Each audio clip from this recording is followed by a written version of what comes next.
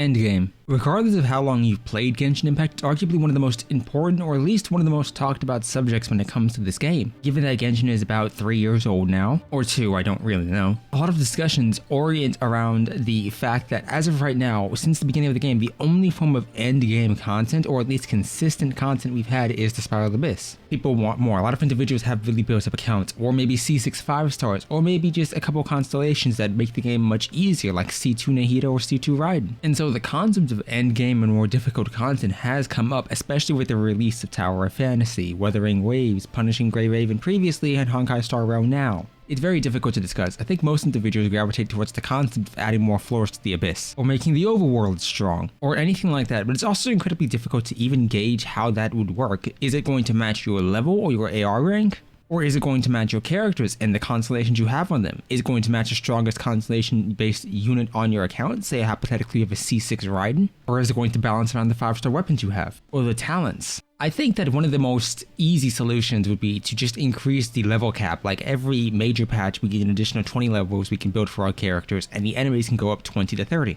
While doing that, you also have the increased AR rank from AR 60 to AR 70. That provides you at least with a goal to work towards to get your characters to, because if you're looking in the talent menu specifically, most talents can get to level 15. So hypothetically, adding more levels and more ascension ranks would even that out, because you could get your title to level 10 as of right now based on just crowning a talent. But I think being able to get it to 12 and being able to get normal attacks to 14, because Child does have the ability to boost normal attacks by +1, makes more sense. So we've seen no other talents like that, and I do legitimately think it's a shame, because I think it is interesting, and I don't understand why talents can go to 15 if we can only get them to 10 on our own, or 13 with constellations. But endgame truly revolves around what you define it as. If you like min-maxing, you want to see the max potential of your characters, you want to get them to a higher level, and as a result of that, your goal is to either have the best unit of a specific kind, or have a unit that's really good and capable of clearing content, especially if you main unpopular characters. You may have a sense of pride in showing people just how powerful your Amber is, or maybe your Dory and Kale.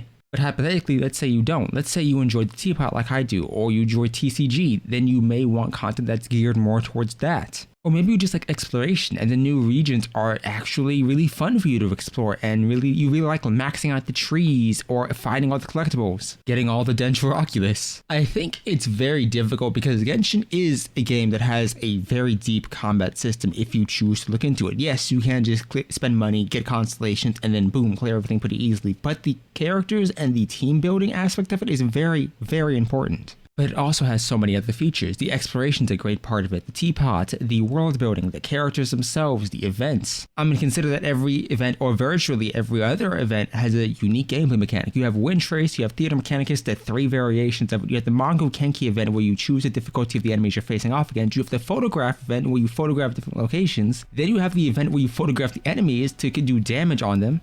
You have different abyssal buffs. You have so many different mechanics going into play that each and every event does feel different. And yeah, one may not appeal to you. One may just be too easy for you and you may want something harder. But I don't think we can really disagree and just say, oh yeah, all events are bad, or combat's the only good thing. For instance, one of the ones that I liked great was the Chasm one. The one after or during the Yelan and Zhao story quest, that was great. It was a combat event, but it was in the new area that we just unlocked. It was based around the theme of the story quest, and it tied in really well. I think that was exceptional. I think most players would say, yeah, just add in events that were previously there as a permanent content, or as a form of resetting instances like the Abyss, that we can do for more XP, Primogems, whatever. But I don't think that's necessarily just an easy fix. I don't believe that if they added 2 or 3 more Spiral Abysses around the world of Teyvat, it would change anything. I think it would just make the concept is, oh yeah, you go into one Abyss, you clear it easily. You go into another, you clear it easily. If you hate Abyss, you hate Abyss. You're not going to do either one of them. And even if you love the challenge of the Abyss, the resets won't be frequent enough for you to actually care. If the overworlds were stronger and more difficult, it may make the idea of farming mobs like Hilly Charles or Treasure Hoarders more difficult to a point where it becomes annoying.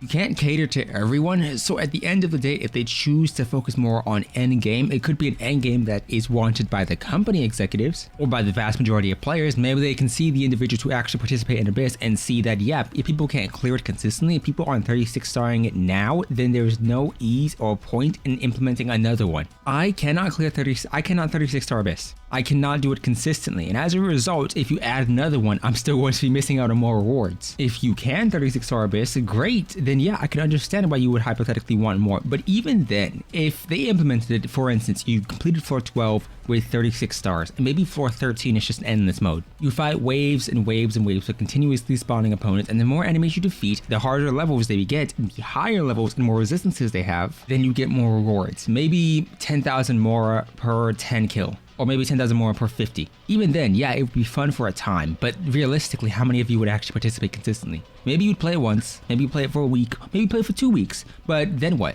When the Abyss resets, does that reset too with new enemies? Would you be willing to play out all over again just to grind to the harder stages and the harder levels of the wave content? Would you spend your time there? And yeah, it could be a fun DPS check. Let's be honest here, we all would want something in the Serenity Teapot maybe, or in the world itself where you could do a damage check, or a system in game that tells you if your damage will be increased or decreased based on an artifact you slotted. Maybe you change a character artifact and lose a set bonus. How much of a DPS decrease is that? Because you can use an optimizer, but that's a bit of a hassle. There's no leaderboards, no competitive natures, and that's perfectly fine because if you whale, you'd obviously have an advantage. But Genshin Impact is a large game. If you're a player who min-maxes, maybe you care about reactions, maybe you care about picking the ideal most meta teams to really stomp the content, your bar of play is going to be higher than somebody who's playing very casually, very light. Maybe they don't like the min-maxing, maybe they don't like the concepts of characters being strong or weak. And in that regard, endgame to both of you might be very different things. Maybe they're satisfied with the current state of the game, maybe they're not. Endgame is difficult to even talk about, not just because nobody can really define what they want, but because there are so many different things you could do, you're going to end up alienating some or overwhelming others. If you become a new player and you immediately hear about the Spiral Abyss and maybe 2 more additional stages, the endless mode, and then you got TCG, and then you have the Teapot, and then you have exploration, and then you also need to do the character quest in-game to even unlock half the bosses. If you want Asia, do Zhongli Part 2. You want Raiden? Do Raiden Story Quest Part 2. Now you have Nahida's Story Quest Part 2. Then you're gonna have whatever Venti Story Quest will be Part 2 whenever it releases. But if we're being blunt here, and if we're really trying to talk about endgame, I think it's more important to talk about what's changed for the new players. Look at what they have now. They have the Artifact Strongbox, something that we didn't have in the very beginning. They get Fates for actually doing the story. I wish we got Acquaint Fates for doing story quests, but still. They get Artifact XP. They have a new Adventurer's Handbook that will reward them for building up characters of different elements. If you're looking at it from the perspective of just rewards, new players have an easier time because they get fed so many different rewards as they improve their account, as they improve and match content. However, that's not necessarily a good thing, and it's not necessarily all positive. Let's be blunt here. If you're looking at a character, especially one from Inazuma, you still have to get to Inazuma if you're starting out. Or hypothetically speaking, you have to get to the Desert of Sumeru to fight consecrated beasts to get somebody else up. If you're playing the game and just starting out, you need to go and find Weenet for our Hytham. And as a result, content can sometimes be incredibly geared against you. Even though the rewards are there and they may be nice, they may not be good enough to justify you actively working so difficult and so hard to get them. There are minute changes, like for instance, I've heard in rumors of a gadget quick wheel swap thing that we're getting next patch that allows us to very easily change gadgets. That's great, and that's a quality of life upgrade. But what would you rather than focus on? The quality of life changes that we want and need, or the end game that some want and some need? The new player experience, which is always going to be valuable, but you need player retention. And if they do that, do we just sit idle for a patch or two with no new characters, just reruns, but nothing new to actively do? If they add a strongbox system in the game, if they add another couple artifacts to the strongbox, maybe improve something here and there with gadget wheels, is that really going to make you play longer? And this isn't me trying to push down opinions. I legitimately want to know, what do you as an individual player want? And subscribe, because that's going to be it for me on this one. I'll see you next time.